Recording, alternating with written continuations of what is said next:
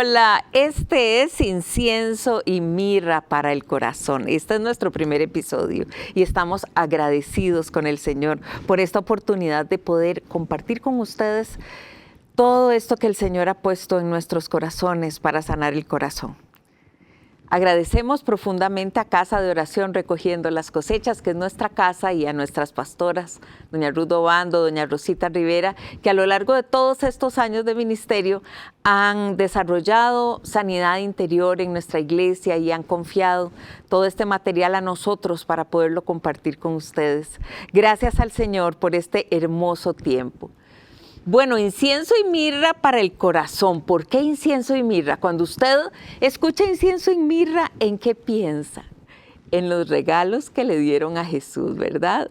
Los regalos que le dieron a Jesús, dice Mateo 2:11, que eran oro, incienso y mirra, que fueron los regalos que los sabios del Oriente le llevaron.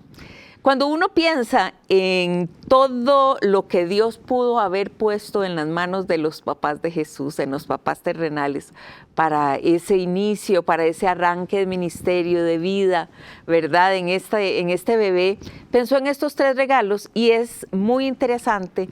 Nosotras, las que somos mamás, cuando tenemos un bebé, los maletines, los chupones, las pañales, pañitos, todo lo que pensamos que vamos a necesitar. Bueno, Dios equipó a los papás terrenales de Jesús con estos tres regalos: oro, incienso y mirra. El incienso y la mirra son dos resinas que los vemos en la Biblia por primera vez en Éxodo 30, cuando Dios describe el aceite de unción y el tabernáculo. Cuando Dios les da instrucciones, es la primera vez que vemos en la palabra de Dios el incienso y la mirra. ¿Y para qué eran?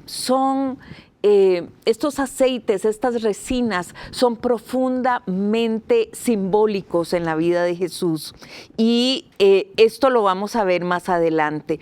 ¿Por qué son tan importantes? Bueno, el incienso y la mirra, aparte de todas estas cosas, vemos que miles y miles y miles de artículos científicos se han escrito y miles de investigaciones hay sobre estas resinas, sobre el incienso y la mirra.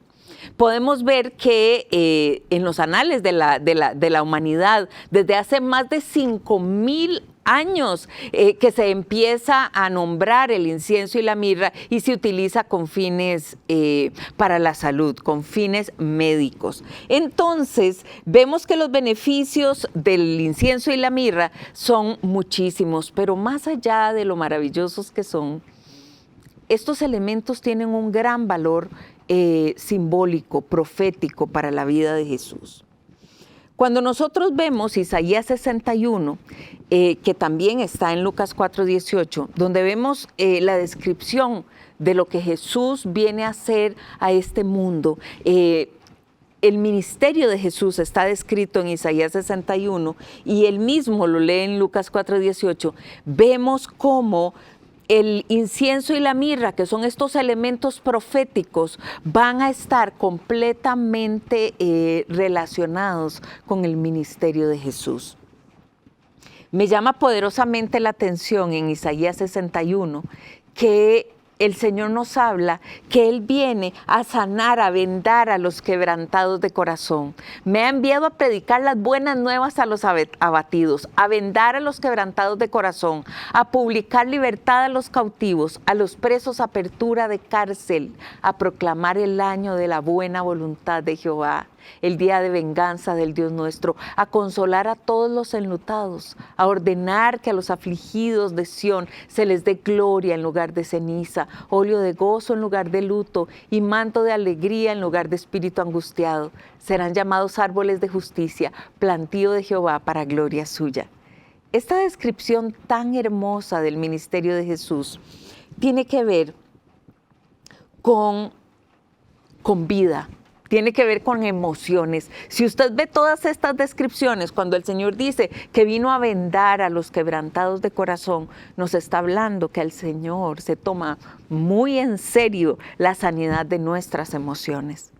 Se toma muy en serio que nosotros podamos ser libres de la cautividad.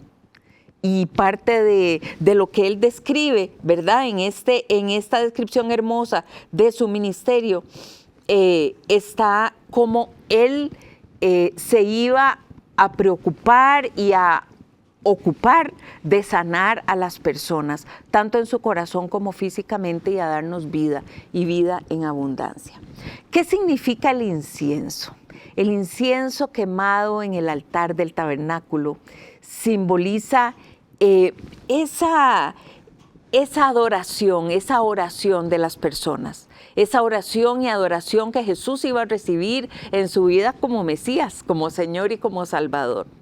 Y la mirra tiene un profundo significado porque se utilizaba antiguamente para embalsamar el cuerpo de los muertos. Es una resina muy amarga y nos recuerda proféticamente la muerte que iba a tener Jesús, y una muerte de cruz. Así que está muy relacionados estos regalos proféticamente con la vida y muerte de nuestro Señor Jesucristo. Así que iban a profetizar ese sacrificio que Jesús iba a hacer por nosotros en la cruz, y además que nos iba a dar salvación, sanidad y vida eterna a través de ese sacrificio. Entonces estos simbolismos de estas resinas, de estos aceites, el incienso y la mirra, son profundamente simbólicos. La restauración del ministerio, la instauración de Jesús en nuestros corazones, cómo Él nos iba a levantar estábamos muertos en nuestros delitos y pecados, cómo Él nos iba a levantar de la muerte. Es por eso que este nombre, incienso y mirra para el corazón, significa tanto para nosotros, porque tiene que ver con restauración, tiene que ver con esa oración que sube delante del Señor, esa adoración delante del Señor. Así que el Señor nos ha llamado a seguir su obra. El Señor nos ha llamado a seguir compartiendo el mensaje de Jesús, ese llamado que el Señor nos ha hecho a caminar en libertad, con la libertad con que Cristo nos hizo libres. La sanidad interior, ¿qué es? La sanidad interior es empezar a caminar con el Señor. Es empezar a caminar en esa obra redentora, es dejar el viejo hombre atrás, es dejar lo que éramos antes, partiendo desde el perdón y el arrepentimiento. Dice Salmo 103, 3, 5, que también es muy simbólico en el tema de sanidad interior y de restauración, porque dice: Él es quien perdona todas tus iniquidades, es el que sana todas tus dolencias, es el que rescata del hoyo tu vida, el que te corona de favores y misericordias, el que sacia de bien tu boca de modo que te rejuvenezcas como el águila. El Señor sana nuestras dolencias, pero primero nos está diciendo que perdona todas nuestras iniquidades. Y es que el perdón es, podríamos decir, la llave que abre ese proceso de sanidad en nuestros corazones. Sin el perdón de nuestras iniquidades y sin el arrepentimiento de nosotros en nuestro corazón, no puede haber una verdadera sanidad y una verdadera transformación de nuestro corazón. Es fundamental el perdón. Creo que desde ahí arranca todo, ¿verdad? Arranca el poder que el Señor saque, rescatarnos del hoyo, como dice ahí en Salmo 103, 3:5, el Señor rescata del hoyo nuestra vida y nos corona de favores y de misericordias. Esos favores y esas misericordias son gozo, son salud, son restauración emocional. Estábamos muertos en nuestros delitos y pecados, y Él, a través de su sacrificio, a través de su sangre preciosa, compró nuestra vida a precio de sangre para que pudiéramos ser libres. Así que sanar el corazón tiene que ver con perdón, tiene que ver con arrepentimiento. Sin un verdadero arrepentimiento y que nosotros vengamos delante del Señor, arrepintiéndonos de nuestros pecados, es difícil que podamos avanzar en libertad, porque esta falta de perdón nos mantiene cautivos, no nos permite avanzar en la libertad y en todo lo que el Señor tiene para nosotros. Jesús pagó con su sangre para liberarnos de la muerte y liberarnos del pecado, pero también hay un componente personal y somos nosotros que necesitamos dar ese paso y decir, Señor, yo me arrepiento de mis pecados.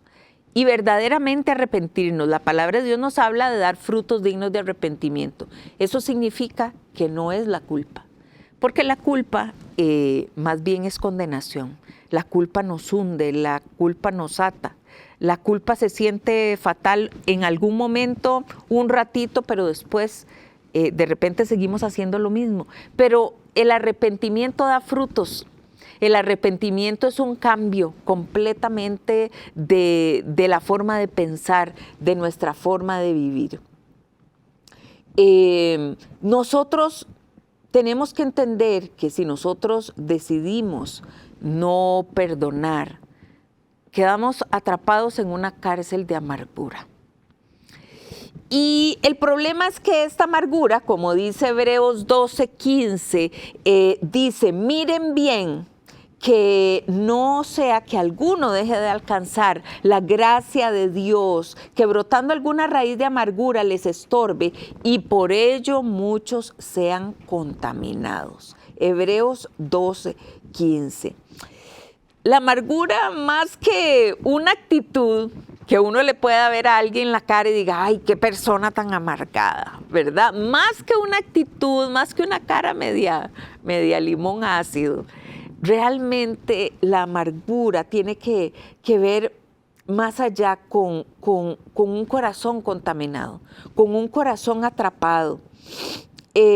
Cuando nosotros resentimos actitudes, cuando nosotros resentimos palabras que nos han dicho, cosas que nos han hecho a nosotros, humillaciones, cuando nosotros resentimos todo eso y de repente pues es normal, somos seres humanos, ¿verdad? A todos nos ha pasado que nos hayan dicho una grosería, que nos hayan dicho algo terrible, ¿verdad? Y nosotros quedemos resentidos. Dios no nos deja sin respuesta con esto. Dios dice, airaos, pero no pequéis. El Señor no es que no entiende la forma en la que nosotros sentimos, pero de ninguna manera el Señor va a permitir que nosotros vivamos con odio y con resentimiento.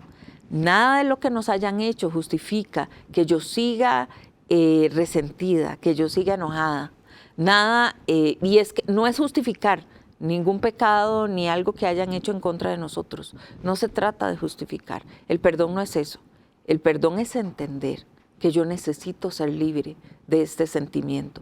Cuando nosotros quedamos cautivos en algún momento específico de nuestra vida, en un momento en donde nos dijeron algo terrible, donde nos humillaron, donde afectaron nuestro cuerpo, donde afectaron nuestra salud física y mental, a veces nos quedamos atrapados en ese momento en nuestra vida y podrían pasar años, y nosotros estamos atrapados en la misma burbuja emocional. El Señor de ninguna manera, aunque Él valora nuestros sentimientos, de ninguna manera va a justificar que nosotros vivamos resentidos.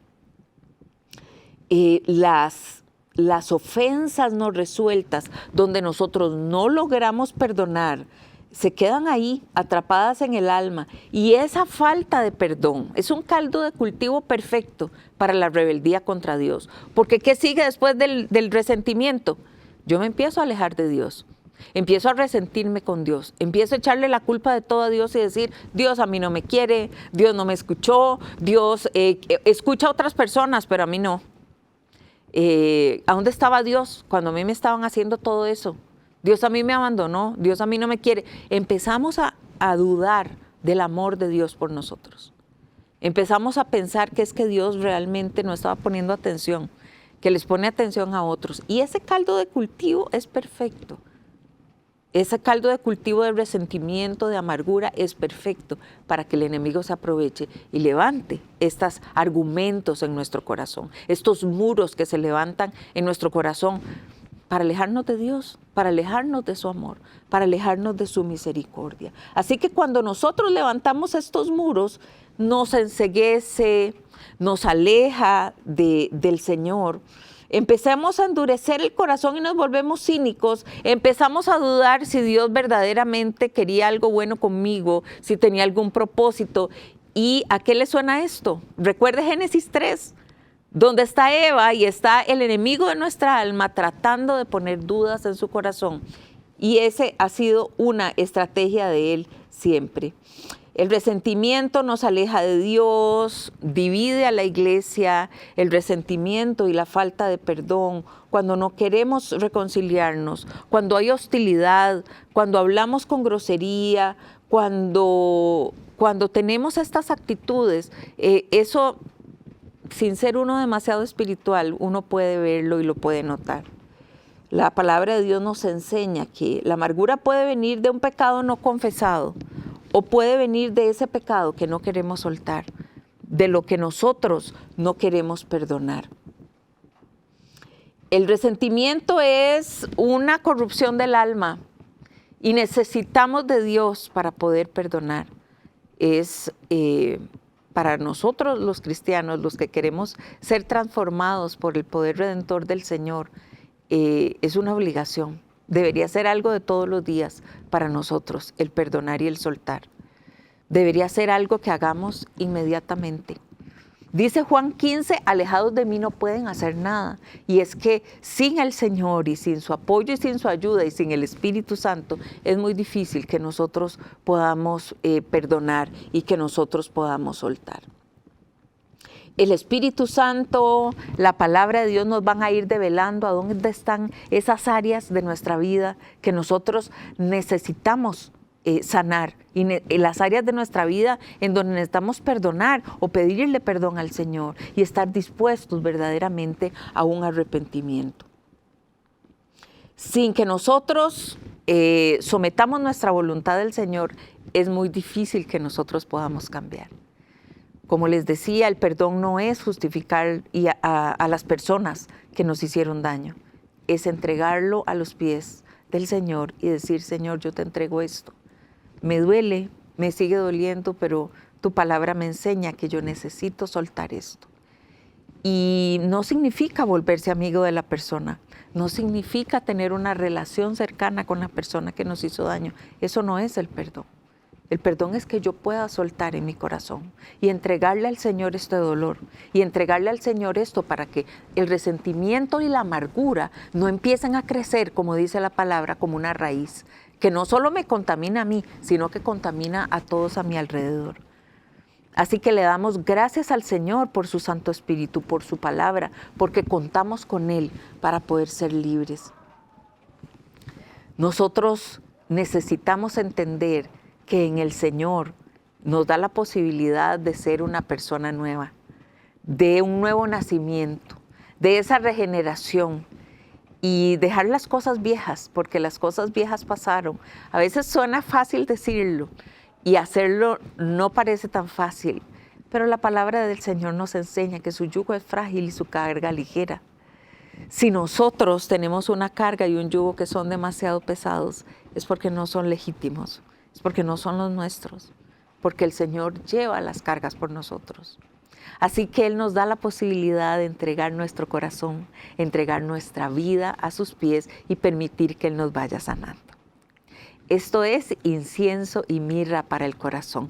Por favor, escríbanos, queremos estar en contacto. Escríbanos a beatriz@inciensoymirraparaelcorazon.com y estaremos muy, muy contentos de leerles, de escuchar lo que ustedes nos tienen que decir. Cuéntenos sus experiencias, si han tenido que lidiar con temas de falta de perdón. Yo creo que a todos nos ha pasado, cuando guardamos esa ira y ese rencor en el corazón, pero el Señor vino a darnos libertad.